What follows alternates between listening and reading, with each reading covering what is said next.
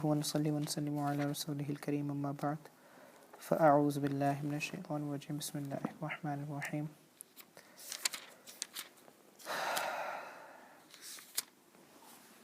من ذا الذي يقرض الله قرضا حسنا فيضاعفه له أضعافا كثيرة والله يقبض ويبسط وإليه ترجعون بارك الله لي ولكم في القرآن العظيم ونفعني وإياكم بالآيات والذكر الحكيم استغفر الله لي ولكم ولسائر المؤمنين واستغفروه إنه هو الغفور الرحيم سبحانك لا علم لنا إلا ما علمتنا إنك أنت العليم الحكيم رب اشرح لي صدري ويسر لي أمري واحلل عقدة من لساني يفقهوا قولي رب يسر ولا تعسر وتمم بالخير وبك نستعين يا فتاح يا فتاح يا فتاح صدق الله العظيم وصدق رسوله النبي الكريم الأمين الحمدللہ اللہ سبحانہ و تعالیٰ کا شکر ہے اللہ نے مجھے اور آپ کو یہاں پر اکٹھا ہونے کی توفیق نصیب فرمائی ہے، قرآن مجید کا درس سننے اور سمجھنے کی توفیق نصیب فرمائی ہے۔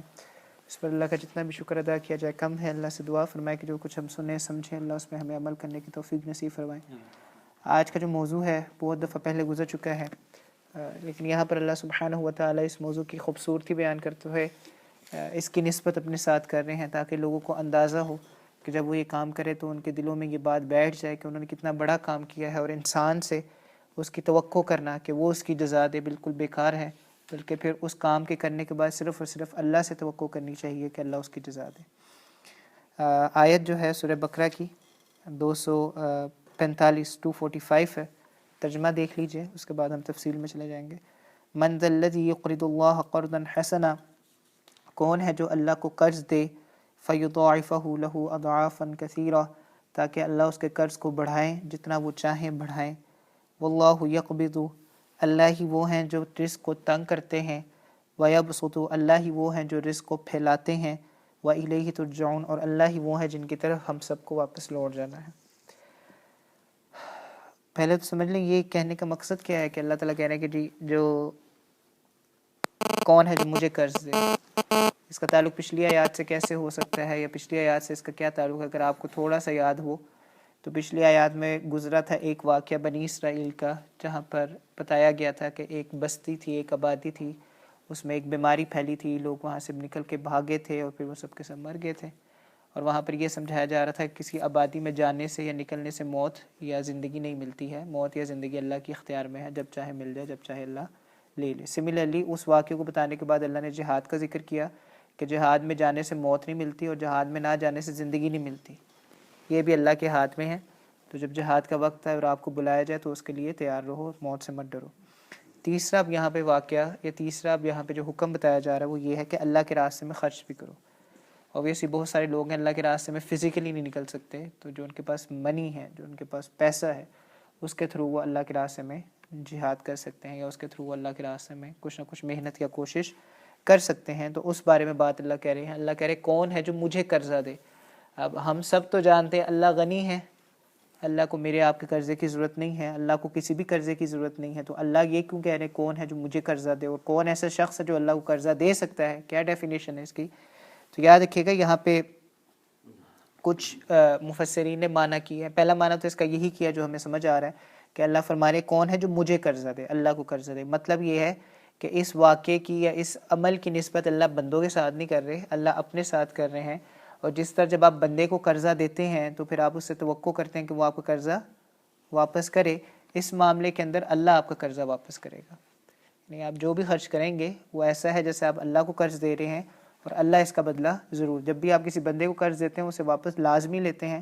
یہاں پر آپ اللہ کو دے رہے ہیں، اللہ اپنے ساتھ نسبت کر رہے ہیں، یہ بتانا چاہ رہے ہیں کہ لازمی اس کا صلہ آپ کو ملے گا ہی ملے گا۔ دوسری بات اللہ یہ فرما رہے ہیں یہاں پر، دوسرا جو اس کا اس قرض کا جو معنی ہے وہ یہ ہے کہ اللہ یہاں پر یہ فرماتے ہیں جبکہ کون ہے جو مجھے قرض دے، کہنے کا مقصد یہ ہے کہ کون ہے جو اللہ کے بندوں کو قرض دے، کون ہے جو اللہ کے بندوں کو قرض دے۔ کہا تو یہی گیا کہ اللہ کو قرض دے، لیکن اصل اس کا معنی مفسرین نے یہ کیا ہے کہ کون ہے جو اللہ کے بندوں کو قرض دے، اور اس پر دلیل جو مفسرین لے کر آئے وہ نبی صلی اللہ علیہ وآلہ وسلم کی حدیث ہے۔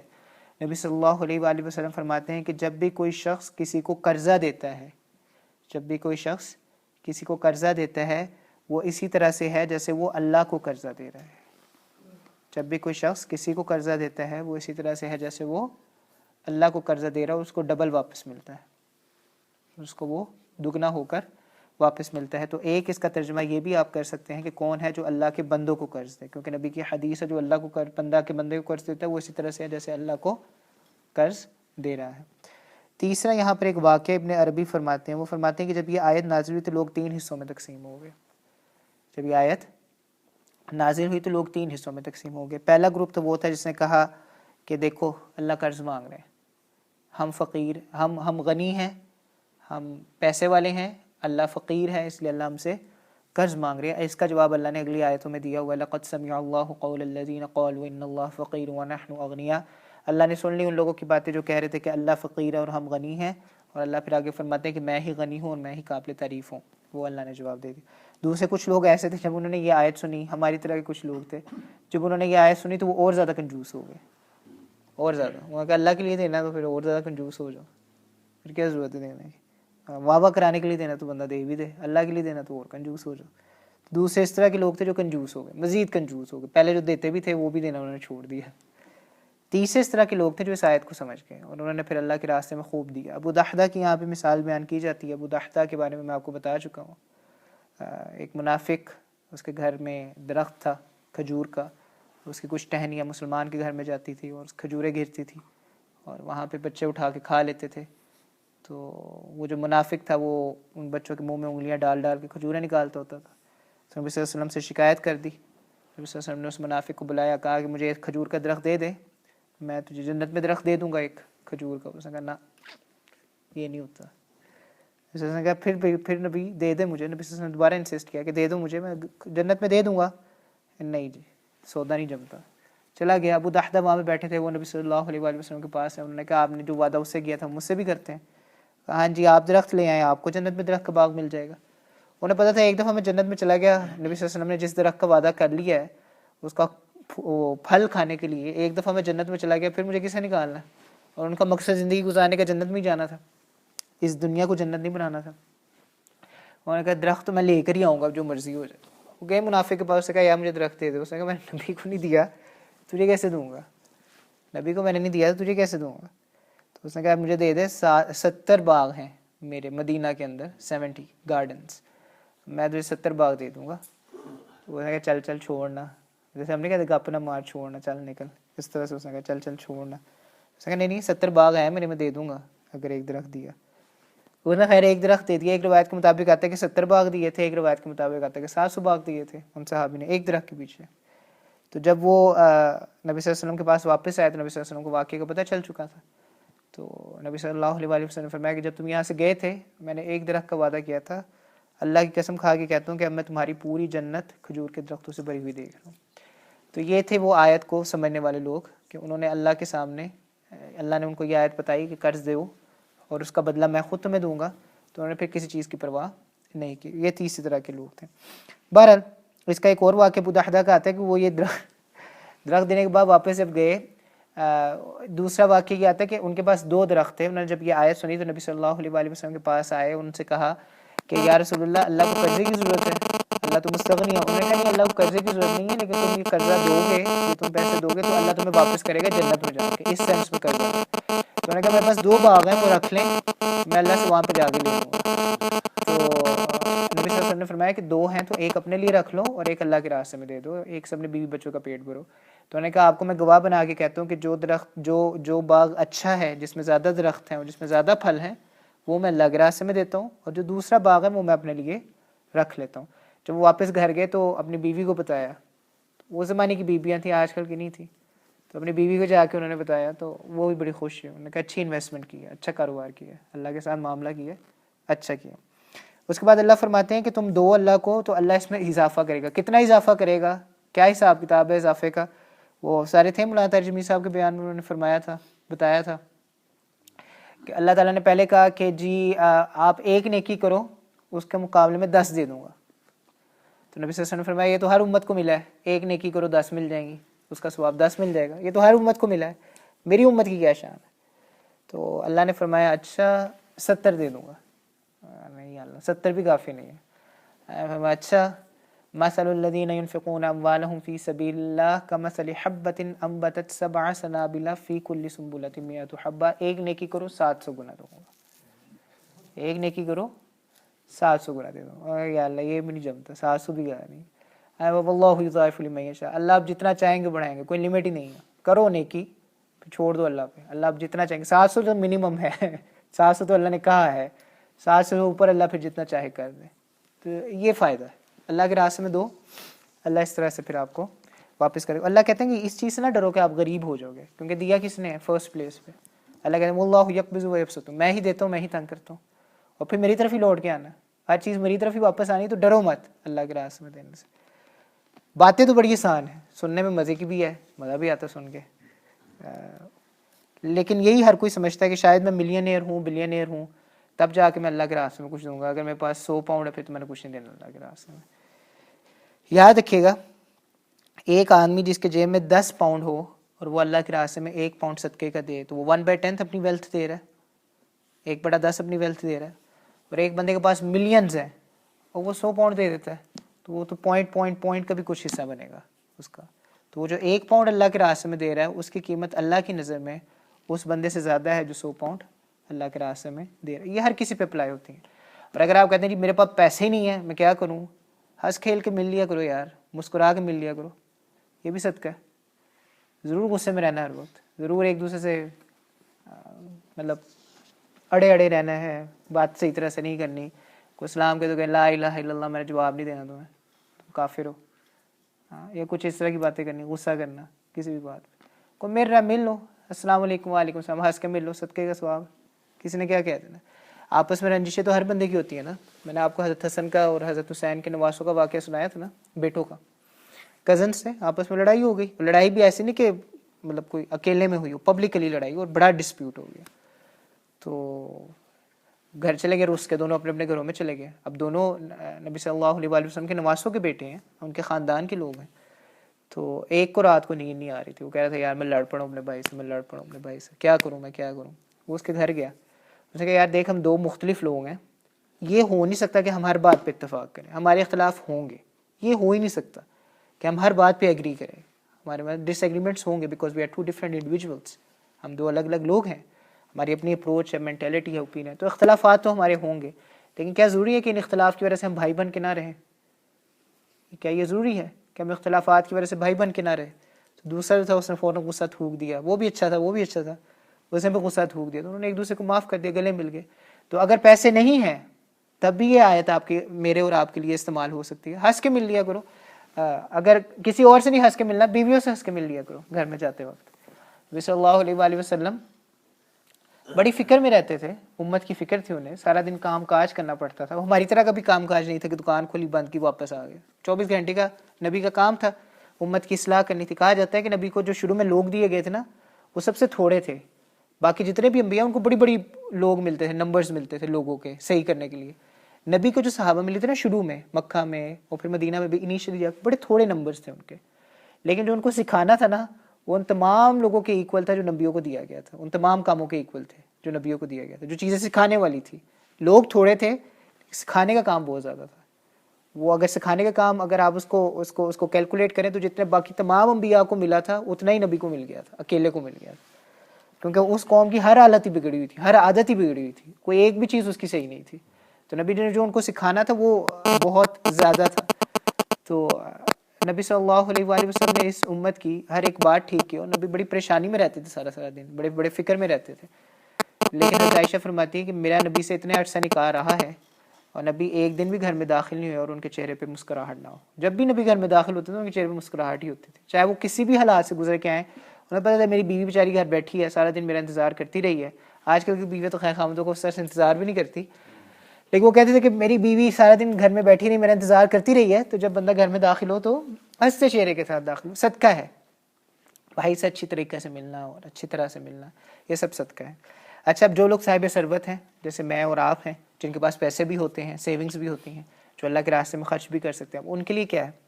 देखें, एक तो बात यह है कि सदका खैरात ये नहीं होता कि आप ओकेजन वाइज कर दें, साल में एक मौका आया कर दिया, या 10 साल में एक मौके आए कर दिया।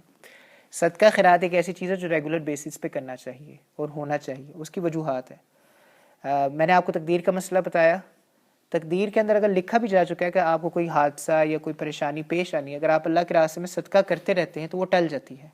کچھ چیزیں ہیں جو تقدیر کو بدل سکتی ہیں. ایک نظر، بری نظر ہوتی ہے نا، وہ بدل دیتی ہے. دعا بدل دیتی ہے. صدقہ بدل دیتا ہے. تو اگر آپ اللہ کے راستے میں صدقہ کرتے جا رہے ہیں، فار ایگزامپل بچوں پہ کوئی حادثہ آنا خدا نہ خواستہ، یا آپ پر کوئی حادثہ آنا ہے، نبی صلی اللہ علیہ وآلہ وسلم نے فرمایا ان الصدقۃ لتطفئ غضب الرب. صدقہ ایک ایسی چیز ہے جو اللہ کے غصے کو بھی ہٹا دیتا ہے. شیطان تھا نا، شیطان، تو وہ آیا ایک بزرگ کے پاس، تو انہوں نے کہا یار تمہیں کیسا بندہ سب سے زائل لگتا ہے؟ کون سا بندہ ایسا ہے جو تمہیں سب سے زیادہ برا لگتا ہے، جیسے ڈسکسٹڈ بندہ ہو، جیسے تم سب سے زیادہ ہیٹ کرتے ہو نا، ڈسپیکیبل ہو تمہاری آئیز میں. اس نے کہا یار ایک مومن ہو، بڑا نیک ہو، کنجوس ہو، اس کو میں بہکا دیتا ہوں. نیک بڑا ہے لیکن کنجوس ہے، سٹنجی ہے، اس کو میں ادھر ادھر کر دیتا ہوں. ایک بندہ نیک نہیں ہے، بہت زیادہ اس میں نیکی نہیں ہے، لیکن وہ سخی ہے، پیسے خرچ کرتا ہے اللہ کے راستے میں، تو یار اس سے میں بڑی زہر چڑھتی ہے، اسے میں بھڑکا نہیں پاتا جو اللہ کے راستے میں خرچ کرتا ہے. عرب قوم میں کوئی بڑی بات نہیں ہے. عرب جو قوم ہے اس میں نبی صلی اللہ علیہ وآلہ وسلم کو 2 باتوں کی وجہ سے بھیجا گیا تھا. عرب قوم کے صرف 2 باتوں کی وجہ سے. ایک ان میں بہادری تھی، بہادر بڑے تھے. دوسرا یہ تھا کہ وہ سخی تھے، خرچ بڑا کر، ایون کہ جو حرام جوئے میں بھی جیتے تھے وہ بھی کھلا دیتے ہوتے تھے. آپ کو بتایا تھا نا کہ جو شراب کی آیت آئی تھی کہ خمر، میسر، انصاب، ازلام، تو جو انصاب تھے وہ حصے ڈالتے تھے، نسب سے حصے ڈالنا. حصوں میں سے جس کا حصہ نکل آتا تھا نا، جو اونٹ جیت جاتا تھا، اونٹ کے 7 حصے کرتے تھے، اس میں سے پھر حصے ڈالتے تھے. وہ قرآن اندازی کرتے، قرآن اندازی سمجھ لیں کرتے تھے. جس کا نکل آتا تھا تو وہ پھر پورا اونٹ جیت جاتا تھا. سارے مل کے خریدتے تھے، جس کی قرآن اندازی نکل آتی تھی وہ اونٹ جیت جاتا تھا. وہ اونٹ جیت جاتا تھا لیکن وہ سب کو کھلاتا تھا. پھر جوئے کا مال بھی سب کو کھلا دیتے تھے، حلال تو کھلانے، جوا بھی سب کو کھلا دیتے تھے. تو ان کے اندر یہ بڑی خوبی تھی، سخاوت تھی ان میں، اور ان میں بہادری تھی. اس وجہ سے نبی صلی اللہ علیہ وآلہ وسلم کو ان میں بھیجا گیا. دوسری بات یہ کہ جب ہم اللہ کے راستے میں خرچ کریں، تھوڑی سی کیلکولیشن کر لیں کہ ہم اپنے اوپر کتنا خرچ کرتے ہیں، اللہ پہ کتنا خرچ کرنا چاہیے. کیلکولیشنز ہو جائے نا، یہ نہ ہو کہ وہ پینیاں بچی ہوئی ہیں 5 10 1 2 وہ پینیز وہ ساری بچی ہوئی ہے. تو اکثر ہی ہوتا ہے، کون گنتے ہیں؟ حاجی صاحب پیسے گنتے ہو؟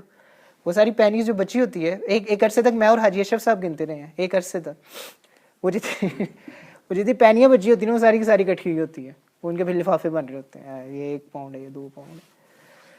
تو یہ بھی ذرا حساب کر لیں کہ اللہ نے یہ نہیں کہا کہ میرے راستے میں خرچ کرو، جو دل جاتا ہے خرچ کر لو. اللہ نے یہ بھی کہا کہ میرے راستے، جیسے ابو دحدہ نے کہا کہ 2 باغ ہیں اور آپ گواہ رہنا کہ اچھا والا باغ میں اللہ کے راستے میں خرچ کرو. ہم خیر اچھا والا تو نہیں کر سکتے، لیکن جتنی بھی ہماری ویلتھ ہے اس میں سے 1 حصہ، مطلب 1/3 ہم اللہ کے راستے میں خرچ کر لیں. اگر لیٹ سے ہماری تنخواہ جو ہے، اور بالکل اللہ تعالیٰ نے یہ کہا ہے کہ قل العفو، جو آپ نے خرچ کرنا ہے وہ آپ کی ضرورت سے زیادہ کو ہو، اس کو آپ خرچ کریں. لیٹ سے آپ کی جو سیونگز ہے، لیٹ سے مثال کے طور پہ آپ کی سیونگ ہر ہفتے کی 30 پاؤنڈ ہے.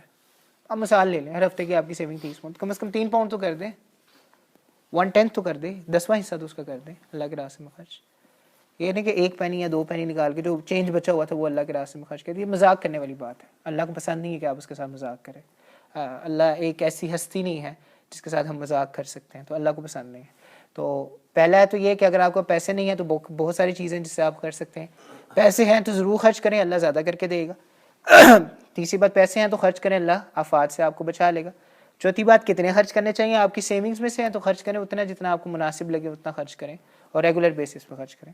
اب آپ کے پاس حلال تھا، طیب تھا، آپ نے خرچ بھی کر لیا، اچھی کوانٹٹی میں بھی خرچ کر دیا، اللہ کے راستے میں خرچ کر دیا. ایک چیز آپ نے غلط کر دی، وہ یہ کی کہ خرچ کرنے کے بعد جس پر آپ نے خرچ کیا تھا یا کسی اور کے سامنے آپ نے یہ بتانا شروع کیا کہ میں نے اس پہ اتنا پیسہ خرچ کیا ہے، یا میں نے اتنے پیسے مسجد میں دیے ہیں، یا میں نے اتنے پیسے مولوی صاحب کو دیے ہیں. ادھر میرے مولوی صاحب، میرے ساتھ ایسا کوئی معاملہ نہیں ہے الحمدللہ، ورنہ میں قبول کر سکتا ہوں ایسی چیزیں. آپ سب کی محبت ہے الحمدللہ، اور آپ لوگوں نے کبھی اس مد میں کچھ حصہ کیا بھی نہیں.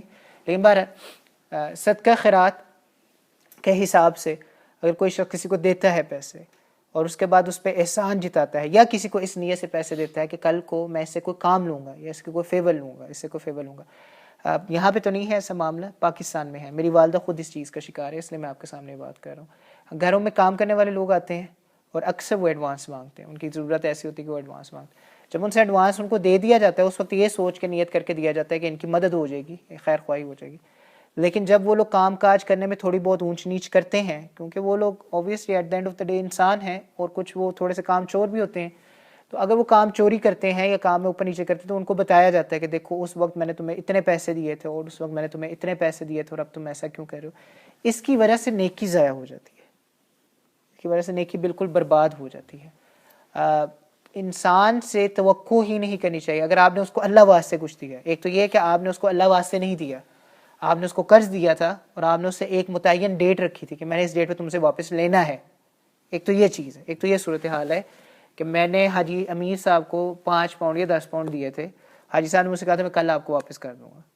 اب میں کل اگر ان سے پوچھتا ہوں اور یہ مجھے کہتے ہیں کہ نہیں آج نہیں ہے میرے پاس، میں کل واپس کر دیتا ہوں، میں کل واپس کل کو دیر ہو جاتی ہے تو وہ تو ایک میرا ان کے ساتھ معاملہ ہے، اس میں تلخ کلامی ہو سکتی ہے۔ اس سے متعلق قرآن مجید کی سب سے لمبی آیت ہے کہ جب آپ لین دین کا معاملات کریں تو لکھ لیا کریں، اس کی وجہ ہے تاکہ اس کی وجہ سے کوئی فساد یا جھگڑے پیدا نہ ہو۔ اگر تو اس طرح کا معاملہ وہ ایک الگ چیز ہے۔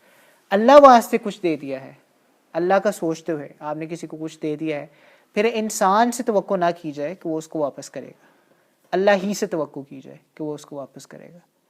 اور یہ بھی یاد رکھنے کی ضرورت ہے کہ اللہ تعالیٰ نے بہت واضح طور پہ یہ فرما دیا ہے کہ یا ایھا الذین آمنوا لا تبطلوا، اپنے صدقوں کو خراب نہ کیا کرو، باطل نہ کیا کرو، بالمن والاذی، احسان جتلا کے اور اذیت دے کے۔ ایک تو ہے کہ آپ احسان جتلاتے ہیں، ایک ہے اذیت دیتے ہیں، لوگوں کو بھی جا کے بتاتے ہیں کہ اس سے میرے پیسے کھا رہی ہے، پیسے واپس نہیں کر رہا۔ اور نبی صلی اللہ علیہ وآلہ وسلم نے فرمایا کہ اگر قرضے کے اندر اگر آپ صلح صفائی کا معاملہ کریں یا آپ بڑے پن کا مظاہرہ کریں تو یہ اللہ کے نزدیک زیادہ قابل احترام۔ فار ایگزامپل جس نے قرضہ لیا ہے وہ واپس کرتے ہوئے تھوڑا زیادہ قرضہ دے دے، جس نے فار ایگزامپل 100 روپے لیے تھے وہ واپس کرتے ہوئے کہتے ہیں یار میں 105 دے رہا ہوں کیونکہ تو نے مجھے میرے ساتھ احسان کا معاملہ کیا تھا۔ یہ 5 پاؤنڈ جو ہے، یہ 5 روپے جو ہیں، یہ سود نہیں ہوگا کیونکہ اس بندے نے نہیں یہ شرط لگائی تھی کہ واپس کرے گا تو مجھے 105 پاؤنڈ دے گا۔ سمجھ آ رہی بات کی کہ نہیں؟ اگر تو وہ اس شرط سے قرضہ دے کہ میں آپ کو 100 پاؤنڈ دے رہا ہوں ود دس کنڈیشن کہ آپ واپس کرتے وقت مجھے 105 دیں گے، تب وہ سود ہے۔ لیکن اگر کوئی اپنی مرضی سے اس کو واپس کر دیتا ہے، پیسے دے کے چلا جاتا ہے، تو وہ پھر سود نہیں ہوتا، وہ قرض جو ہے وہ جو زیادہ کر کے دیا وہ سود یا انٹرسٹ نہیں ہوتا۔ اسی طرح سے جو قرضہ دینے والا ہے اس کے لیے بھی نبی صلی اللہ علیہ وآلہ وسلم نے فرمایا کہ جتنی مہلت دے سکتا ہے وہ مہلت دے دے، اسے جتنا بھی مہلت دے سکتا ہے اس کو مہلت دے دے۔ اور اس کے پیچھے ریزنس ہیں، اس کے پیچھے حکمتیں ہیں۔ حکمت صرف اور صرف یہ ہے کہ انسان جب معاشرے میں رہتا ہے تو وہاں پہ بہت سارے ایسے عناصر ہوتے ہیں، بہت سارے ایسے ایلیمنٹس ہوتے ہیں جو ان میں لڑائی جھگڑے، ان میں فساد پیدا کرنے والے ہیں۔ اللہ کو لڑائی جھگڑے فساد پسند نہیں ہے۔ اللہ نے اسلام کے اندر جو ایک کانسیپٹ دیا ہے وہ اخوت کا دیا ہے، بردرہڈ کا دیا ہے۔ اس کو بچانے کے لیے اللہ سبحانہ و تعالیٰ نے ہر ممکن قاعدہ و قانون ہمیں دے دیا ہے۔ اب ہم اس پہ عمل نہ کریں تو ہمارا قصور ہے، لیکن اللہ نے قاعدہ قانون ہر طرح کا دے دیا ہوا ہے۔ اگر آپ نے معاملات کرنے ہیں تو لکھ لیا کرو، قرض دینا ہے تو اس کے مطابق جتنی ہو سکے مہلت دے دو، جو دینے والا ہے وہ بھی اپنی طرف سے اچھا معاملہ کرتے ہو تھوڑا زیادہ دے دے۔ اگر اللہ کے لیے کسی کو دیا پھر اللہ سے ہی ایکسپیکٹ کرو، باقی دنیا میں سے کسی سے ایکسپیکٹ نہ کرو۔ تو ہر چیز کی کیٹیگری ہے اور ہر چیز کے اندر معاملے کو ڈیسائیڈ کر دیا گیا تاکہ میرے اور آپ کے درمیان کوئی بد اتحادی نہ ہو جائے، کوئی جھگڑا نہ ہو جائے، کوئی اختلاف نہ ہو جائے۔ اب معاملہ یہ ہے بھائی بزرگوں کہ آپ سب میرے سے زیادہ جانتے ہیں کہ میں کس معاملے کی طرف آپ کی توجہ دلانا چاہ رہا ہوں، اور میں اس کے بعد بات ختم کر دوں گا۔ آج کا درس اتنا ہی ہے، ربیع الاول کی بات ہم کر چکے ہیں، اس لیے وہ دوبارہ سے کرنے کی ضرورت نہیں ہے۔ الحمدللہ بہت سارے حضرات کی محنت، کوشش، اچھی نیت، خلوص، اخلاص جو کہ ابھی تک برقرار ہے، اس کی بنیاد پر اس جگہ کو خریدا گیا، مسجد میں تبدیل کیا گیا۔ آپ سب حضرات کی محنت تھی، کوشش تھی، یہاں پہ سب نے آنا شروع کیا۔ آپ کے دیکھتے ہی دیکھتے اللہ نے اس کو ترقی دی، آباد کیا۔ اس میں بچوں کی کلاسز شروع ہوئی، اس میں نماز کا پڑھنا شروع ہوا، اس میں قرآن کا درس شروع ہوا، اس میں جمعے کی ترتیب شروع ہوئی، اس میں لوگوں کو فائدہ پہنچنا شروع ہوا، اور مزید بھی آگے سوچا جا رہا ہے انشاءاللہ کہ ینگسٹرز کے لیے ہر مہینے میں ایک پروگرام، جو پہلا پروگرام ہوگا انشاءاللہ وہ جب ہم جماعت سے واپس آ جائے گا، اس کے اگلے ویکنڈ ینگسٹرز کے لیے پروگرام، ہر چیز کے بارے میں سوچا جا رہا ہے الحمدللہ زیادہ سے زیادہ۔ اگر آپ دیکھیں جس دن یہ وجود میں آئی تھی اس دن سے لے کے آج تک دیکھ لیں تو پروگریس ہی ہے، کسی چیز میں کمی نہیں ہے۔ اگر نوٹ کر لیں، اگر کس چیز میں، نمازیوں میں کر لیں، فیسلٹیز میں کر لیں، دلوں میں کر لیں، محبتوں میں کر لیں، بھائی چاروں میں کر لیں، تو اس میں ترقی ہی آ رہی ہے، اس میں کوئی کمی نہیں آ رہی۔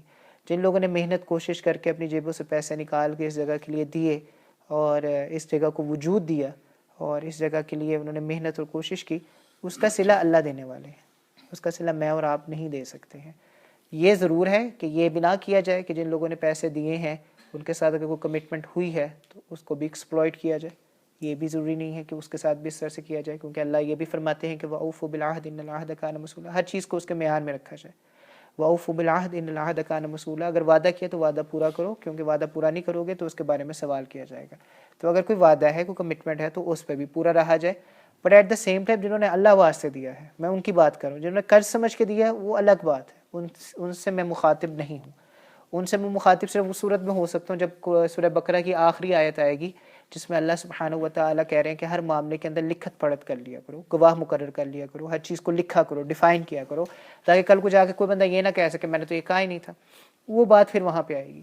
آج کی بات جو ہے کسی نے اللہ واسطے کچھ دیا ہے، اللہ کا سوچ کے کچھ دیا ہے، ایک تو اس کا فائدہ بہت ہے الحمدللہ، جیسے اللہ نے کہہ دیا کہ میرے پہ قرض ہے اور اس کا قرض کا حصہ میں ہی واپس کروں گا. وہ حضرت ابو بکر تھے نا، نبی صلی اللہ علیہ وآلہ وسلم نے فرمایا کہ میں نے ہر بندے کا حصہ واپس کر دیا، جس نے میرے ساتھ جو کیا تھا میں نے اس کے ساتھ ویسا کر دیا، ہر بندے کی فیور میں نے اسے واپس کر دی ہے.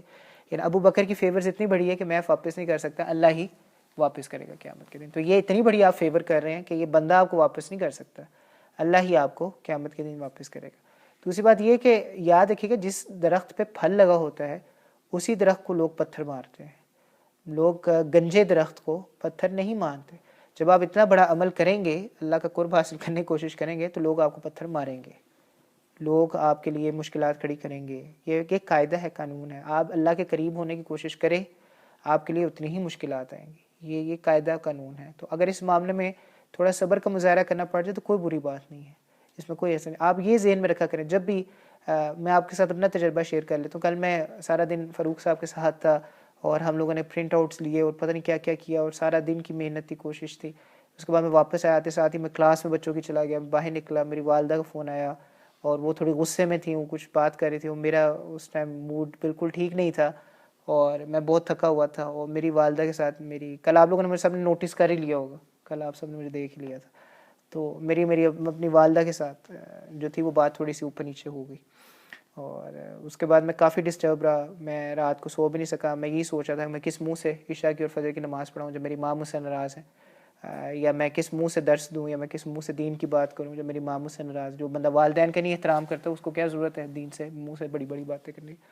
فجر کے بعد جو پہلا کام میں نے کیا وہ میں نے اپنی ماں کو فون کیا. تو ہم دونوں کا اس بات پہ کنسنسس تھا کہ اگر میں اس وقت صبر کر لیتا، مجھے ہی صبر کرنا تھا، میری ماں کو نہیں کرنا تھا صبر، میں ہی اگر اس وقت صبر کر لیتا تو اس طرح کے حالات پیدا ہی نہ ہوتے. تو یہی بات آپ لوگوں سے بھی گزارش ہے کہ بہت ساری مشکلات آتی ہیں، بہت ساری رکاوٹیں آتی ہیں. میرا کوئی تجربہ نہیں ہے، میں نے زندگی میں کچھ اتنا دیکھا نہیں ہے. آپ سے بتا دیں تو میرا تو اپنی والدہ کے ساتھ ایک معاملہ ہوا ہے، آپ کے تو پتہ نہیں کتنے لوگوں کے ساتھ کتنے معاملات ہو چکے. اس سب کے اندر جو سب سے بہترین چیز ہے وہ ہے صبر. تھوڑی دیر صبر کر لیں، اللہ آپ ہی کو کامیابی دے گا. جو پیسے اللہ کے راستے میں لگ چکے ہوئے ہیں، اللہ کے نیک کام میں لگ چکے ہوئے ہیں، خدا کے واسطے اس کو خراب مت کیجیے، اس کا ثواب ضائع مت کیجیے. ہاں کمٹمنٹ ہے، اس کا ضرور طریقے سے آپ پورا کرنے کی کوشش کریں اور کروانے کی بھی کوشش کریں، اس میں کوئی بری بات نہیں ہے. یہ اللہ آپ کو کبھی بھی نہیں کہتا کہ خود مظلوم بن جاؤ دوسرے کو ظالم بنا دو، ایسا اللہ آپ کو کبھی نہیں کہتا. آپ نے بہت ایک لائن ڈرا کرنی ہے کہ کہاں میں نے کیا کرنا ہے. جب ہم لوگوں نے حصہ ڈال ہی دیا ہے اس مسجد کے اندر اور اس مسجد کو وجود دے ہی دیا ہے، سب سے بڑی آپ کے لیے خوشی کی بات یہ ہونی چاہیے کہ اب جب تک، اور ہماری اللہ سے دعا ہے اور امید ہے، قیامت تک یہ جگہ برقرار رہے گی. قیامت تک اس جگہ میں جو بھی ہوتا رہے گا اللہ اس کا ثواب آپ کو پہنچاتے رہیں گے، اللہ اس کا ثواب مجھے پہنچاتے رہیں گے، اللہ اس کا ثواب ہم سب کو پہنچاتے رہیں گے. ہم لوگوں نے اس کی بنیاد رکھی ہے الحمدللہ. ہم لوگ کیا اتنے خوش قسمت تھے اپنے آپ کو فیل نہیں کرتے؟ آج سے کچھ سال پہلے ایڈنبرا میں کتنی مساجد تھی؟ بالکل بھی نہیں تھی. اور اب جب مساجد ہیں ان میں سے ایک سب سے بڑی جگہ الحمدللہ، یہ جگہ آج پوری طرح سے یوٹیلائز نہیں ہو رہی. آج ہم اس کو پوری طرح سے، ایک یہ ہال ہے، ایک اوپر والا ہال ہے، یہ بھی 2 صفحے آ جاتی، 3 صفحے آ جاتی زیادہ سے زیادہ. اور کتنا ہم یوٹیلائز کر رہے ہیں؟ کچھ بھی نہیں کر رہے. ہو سکتا ہے آنے والے وقتوں میں یہاں پہ اتنی مسلمان آبادی ہو جائے، یہاں پہ ایک دارالعلوم کھل جائے، یہاں پہ عالم والی کتابیں پڑھانا شروع کر دے، اتنے علماء ایڈنبرا میں آ جائے اور اتنے لوگ آ جائیں ایڈنبرا میں کہ یہ ایک دارالعلوم بن جائے. لوگ حدیث کی کتابیں یہاں پہ پڑھائیں، قرآن کی کتابیں یہاں پہ پڑھائیں، تفسیر کی کتابیں یہاں پہ پڑھائیں. تو یہاں پر جتنی بھی ترقی ہوگی، یہ پلاٹ خرید لیا جائے، اس کے ساتھ والا پلاٹ اللہ کرے اس کو مل جائے، اور اس کے جتنے بھی کنسٹرکشن ہو، ترقی، اور اس میں جو بھی آتا جائے قیامت کے دن تک، جس طرح سے بھی پھلتا پھولتا جائے، اس کا ثواب کس کو ملنا ہے؟ انہی لوگوں کو ملنا جنہوں نے حصہ ڈالا تھا. اور وہ ثواب جو ہم لوگوں کو ملے گا انشاءاللہ قیامت کے دن، اس کے بارے میں تو ہم سوچ بھی نہیں سکتے. تو ہم کیوں اس طرح کی دنیاوی معاملات کے اندر چھوٹی چھوٹی باتوں میں پڑ جائیں اور اس کی بنیاد پہ آپس میں جھگڑے کریں، اور اس کی بنیاد پر آپس میں ایک دوسرے کے ساتھ صلہ رحمی نہ کریں بلکہ قطع رحمی کریں، ایک دوسرے کے ساتھ تعلقات توڑ دیں. اور سب سے بڑھ کر جو بری بات ہے وہ یہ کہ ہم باہر نکل کے لوگوں سے بھی بات کریں اور اذیت کا سامان اکٹھا کریں. ایک تو یہ کہ گھر کی بات ہے گھر میں رہ جائے، یہ کہ ہم باہر بھی نکل جائیں اور ہم باہر بھی جا کے لوگوں سے بات کرنا شروع کر دیں. تو یہ درست نہیں ہے طریقہ کار، اس طرح کا ٹھیک نہیں ہے. باقی یہ تکلیف تو آئے گی، یہ چیز ذہن میں رکھے کہ انیویٹیبل ہے، تکلیف کا آنا پیش ہونا یہ تو آنا ہی آنا ہے، لیکن اس کے ساتھ ساتھ اگر انسان صرف ذہن میں یہ رکھ دے کہ یار اللہ نے ہم سے اتنا بڑا کام لے لیا، ہم اس قابل نہیں تھے، کون کس جگہ بیٹھا ہوا تھا جب یہ مسجد وجود میں آ رہی تھی، اللہ نے پتہ نہیں کس کس کا حصہ ڈلوا دیا، کیسے کیسے حصہ ڈلوا دیا. میں نے پہلی دفعہ جب یہاں پہ تراویح پڑھائی تھی اوپر کراس کا نشان لگا ہوا تھا، آپ لوگوں کو پتہ نہیں یاد ہے کہ نہیں یاد، پہلا دن تھا تراویح کا، وہ کراس کا پھر ہم نے نشان اسی رمضان میں وہ کراس کا نشان بھی اتروایا تھا. تو جب میں نے تراویح سنائی اور میں پیچھے آ کے نفل پڑھ رہا تھا، اوپر کا ماحول ہی فرق ہوتا ہے، آپ کو پتہ ہے اوپر کے ماحول میں پھر رمضان کا مہینہ، لائٹس جل رہی ہوں، رات کا وقت ہو، تراویح سنا کے فارغ ہو، سب ایک طرف سکون سا ہوتا ہے، اور اس وقت اتنے لمبے روزے بھی نہیں تھے، تھوڑا سا فاصلہ ہوتا ہی تھا. تو اس ٹائم جب ہم فارغ ہوئے تو میں نفل پڑھ رہا تھا، میں یہ سوچ رہا تھا کہ میں یہاں ڈگری کرنے آیا ہوں، لیکن اللہ مجھے ڈگری کے لیے نہیں اقرا کے لیے یہاں پہ لے کر آئے تھے. واقعتاً وہ ٹھیک بات ہے، اللہ مجھے اقرا کے لیے ہی یہاں پہ لے کر آئے تھے، اور اللہ بھی آپ لوگ کو پتہ نہیں کہاں کہاں سے یہاں پہ لے کر آئے تھے، کس کا کتنا حصہ ڈلنا تھا، کیسے حصہ ڈلنا تھا، کسی کا حصہ ڈلنا تھا نہیں ڈلا، اس کے مقدر میں نہیں تھا، اس کا حصہ نہیں ڈلا، جن کا نہیں ڈلنا تھا ان کا ڈل گیا، یہ سب اللہ نے چنا ہوا تھا. اتنی بڑی سعادت اللہ نے مجھے اور آپ کو دی ہو، اتنی بڑا پریولیج اللہ نے مجھے اور آپ کو دیا ہو، اور ہم اس کو چھوٹی چھوٹی ذاتیات کی بنیاد پر ایک دوسرے پہ قربان کر دیں. اگر کوئی بندہ بے وقوفی کا ثبوت دے رہا ہے، اگر کوئی بندہ غلطی کر رہا ہے اور آپ کو پتہ بھی ہے کہ وہ غلطی کر رہا ہے، صاف ہے، وضاحت ہے، جیسے میں آج ربیع الاول کی بات کر رہا تھا، اس میں کوئی شبہات نہیں ہے، گرے ایریا نہیں ہے، کالا سیاہ سب برابر ہے، پتہ ہے. اس طرح سے اگر یہاں پہ بھی کوئی ایسا بندہ معاملہ کرتا ہے، آپ کو پتہ ہے وہ غلط کر رہا ہے اور اس نے اللہ سے پانا ہے اس چیز کو، پھر پریشان ہونے کی کیا بات ہے. ہم اپنے آپ کو درست رکھیں، ٹھیک رکھیں، صلح صفائی سے کام رہے، اچھے طریقے سے بات کریں، جوڑ کی بات کیا کیجیے ہمیشہ، جوڑنے کی بات. توڑنا تو بہت آسان ہے، اس کو نکال دو، اس کو نکال دو، اس کو ڈال دو، اس کو ڈال دو. جن کو ڈالنا ان کے ساتھ بھی پھر لڑائیاں ہونی ہیں، کیونکہ انسان کے ساتھ صلح رہ ہی نہیں سکتی. ذہنیت فرق ہے نا. اگر اللہ نے قرآن اور حدیث نازل نہ کی ہوتی اور ایک بنیاد نہ بنائی ہوتی تو کسی کی صلح آج تک ہو ہی نہیں سکتی تھی، کیونکہ یہ تو اللہ نے قاعدہ قانون دے دینا کہ صلح کرنی ہے تو یہ کرو، یہ قاعدہ ہے، اس کے مطابق دیکھ لو کون صحیح ہے کون غلط ہے. اگر یہ قاعدہ قوانین نہ ہوتے اور میں اور آپ اپنی پرسیپشنز کے تھرو اور اپنی ججمنٹس کے تھرو فیصلے کر رہے ہوتے تو آج تک ہمارا اتفاق نہیں ہونا تھا کسی ایک بات پہ. کسی نے کہنا تھا مسلح ادھر کر دو، کسی نے کہنا تھا ادھر کر دو، وہ ہمارا اتفاق نہیں ہونا تھا کسی بھی بات پہ. تو یاد رکھیے گا کہ اللہ نے اسٹینڈرڈ سیٹ کر دیا ہے، اللہ کے راستے میں جو دیا ہے، اللہ کہتے ہیں میرے پہ قرض ہے، میں ہی واپس کروں گا. بندوں نے واپس میں نہیں کرنا، میں نے لیا ہے، میں ہی تمہیں واپس کروں گا. کس طرح سے واپس کروں گا وہ اس جہاں میں جا کے واپس کروں گا. مجھے قرض دینے کی وجہ سے مال تھوڑا ہو جاتا ہے، پریشان نہ ہو، کیونکہ لوٹ کے تم نے میری طرف ہی آنا ہے، تو جو مجھے دیا ہے اس سے کئی گنا زیادہ تمہیں دوں گا. مجھے قرض دینے کی وجہ سے مال زیادہ ہو جاتا ہے، تب بھی زیادہ خوش ہونے کی یا پھولنے کی ضرورت نہیں ہے، کیونکہ واپس تم نے میرے پاس ہی آنا ہے. تو یہ ذہن میں رکھیے. اس کے ساتھ ہے میرے نانا ابو ہوتے تھے، آخری بات پھر ہم دعا کریں گے. میرے نانا ابو ہوتے تھے تو وہ ہمیں 2 روپے دیتے. اس زمانے پاکستان میں روپے کا نوٹ ہوتا تھا، 2 روپے دیتے تھے جمعے کے جمعے مسجد میں ڈالنے کے لیے چندہ. 2 روپے دیتے تھے. ہم سارے کزن سے ایک ہی جتنے تھے ننہال میں، سارے چھوٹے چھوٹے چھوٹے. ہمارے نانا بہت نیک آدمی تھے الحمدللہ، اللہ ان کو جوار رحمت میں جگہ عطا فرمائے. تو ان کی عادت تھی، وہ مزدور تھے ٹانگوں سے، تو ان کی عادت تھی کہ وہ جمعے والے دن خاص طور پہ وہ سارے بچوں کو سائیکل چلانے کا بہت شوق ہوتا تھا، تو ہمیں سائیکل پہ لے کے خود وہ اپنی لاٹھی پکڑ کے چلتے تھے اور ہم سارے ان کے ساتھ ساتھ سائیکل پہ جاتے تھے. تو ایک لمبی ٹرین ہوتی تھی بچوں کی سائیکل پہ. تو وہ ہر بچے کو 2-2 روپے دیتے تھے، اور وہ میک شور کرتے تھے کہ یہ جیب میں نہ ڈالے بلکہ وہ جو آتا ہے جگہ اس پہ ڈالے، اس کے اندر ڈالے. میری اماں کو پتہ چل گیا، تو میری اماں نے کہا کہ تمہیں پاکٹ منی ملتی ہے تم اللہ کے راستے میں دیا کرو. تم ابی جی سے کیوں لیتے ہو، نانا ابو سے کیوں لیتے ہو؟ ابی جی میں نے کہتا تھا، ابی جی سے کیوں لیتے ہو؟ تم اللہ کے راستے میں دیا کرو، تو تم دیکھنا اللہ کے راستے میں تم دو گے تو اللہ تمہیں زیادہ کر کے دے گا. میں نے کہا ٹھیک ہے.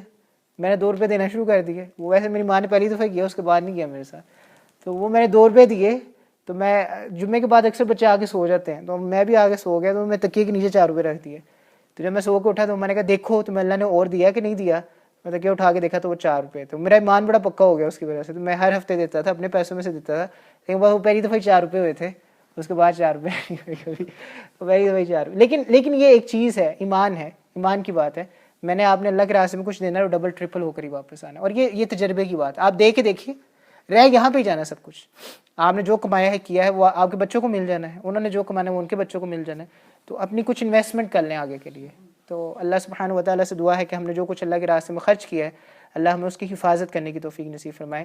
احسان جتلا کے یا تکلیف لوگوں کو دے کر اس کو ضائع کرنے سے ہم سب کو بچائے. جتنا ہم سے ہو سکتا ہے، تھوڑا زیادہ جیسے بھی ہو سکتا ہے. چندہ مانگنے والے بھی، جیسے مسجد میں ہم ہیں، میں اور حاجی صاحب کو بھی یہ سمجھتے چندہ دینا لوگوں کی ذمہ داری ہے، نہیں ہماری بھی ذمہ داری ہے مسجد کے معاملات کے اندر. اگر ہم مسجد کا بھلا کر سکتے ہیں، بجلی ہے جیسے، ہیٹنگ ہے، جیسے بہت ساری دوسری چیزیں، اگر ہم اس کو مناسب وقت پہ چلاتے ہیں، مناسب وقت پہ بند کرتے ہیں، مسجد کا خیال رکھتے ہیں، اپنی آمدنی میں سے کچھ حصہ جو ہے وہ مسجد کو دیتے ہیں، تو الحمدللہ ہمارا بھی وہی ہے جسے ہم اللہ کو قرضہ دے رہے ہیں۔ تو ہر بندہ ہمیں اللہ سبحانہ و تعالیٰ سے دیں، اپنی اپنی کیپیبلٹی کے لحاظ سے، اپنی کیپیسٹی کے لحاظ سے اللہ کو صدقہ دینے والا بنے۔ اگر پیسے نہیں ہیں تو کم از کم اچھے طریقے سے لوگوں کو ملنے والا، ہنسمکھ ہو، خوش ہو کے لوگوں سے ملنے والا ہو، برائیاں ایک دوسرے کی معاف کر دینے والا ہو، اور خاص طور پہ جو معاملات ہوتے ہیں جس میں اونچ نیچ ہو جاتی ہے اس میں ایک دوسرے کو معاف کرنے والا ہو، تو وہ بھی صدقے کے برابر ہے۔ تو اللہ سبحانہ و تعالیٰ سے دعا ہے جو کچھ سنا ہے سمجھا ہے اللہ اس پر عمل کرنے کی بھی توفیق نصیب فرمائے، آگے تک پہنچانے کی بھی توفیق نصیب فرمائے۔